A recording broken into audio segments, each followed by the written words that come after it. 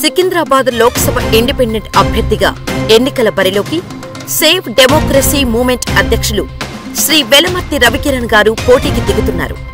భారత స్వాతంత్ర సమరయోధుల కుటుంబానికి చెందిన ఆయన గత 30 సంవత్సరాల పాటు వివిధ రాజకీయ పార్టీలలో, స్వచ్ఛంద సంస్థలలో పనిచేసి పేదలకు సేవలు అందిస్తూ అన్ని కులమతాల వారి మన్ననలను పొందుతున్నారు. బీసీ సామాజిక వర్గానికి చెందిన మేధావిగా ఆయన జాతీయ ఓబీసీ సమైక్యకు గౌరవ అధ్యక్షులుగా దేశానికి తమ సేవలను అందిస్తున్నారు.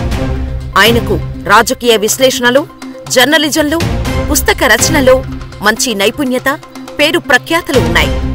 మానవ సేవే మాధవ సేవగా భావించే వెలమర్తి రవికిరణ్ గారు ప్రజాసేవ చేయడం కొరకు తన సొంత పేరు మీద వెలమర్తి రవికిరణ్ చారిటబుల్ ట్రస్ట్ అనే ట్రస్టును స్థాపించి నిరుపేదలకు సహాయ కార్యక్రమాలు చేపడుతూ సికింద్రాబాద్ లోక్సభ నియోజకవర్గంలో మంచి పేరును సంపాదించుకున్నారు.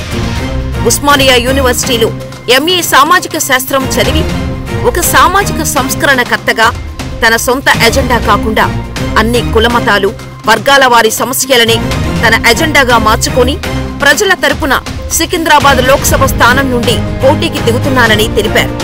తెలంగాణలో అన్ని పార్టీలు అత్యధిక జనాభా కలిగిన బీసీ సామాజిక వర్గానికి టికెట్ల కేటాయింపులో ఘోరమైన అన్యాయం చేస్తున్నాయన్నారు.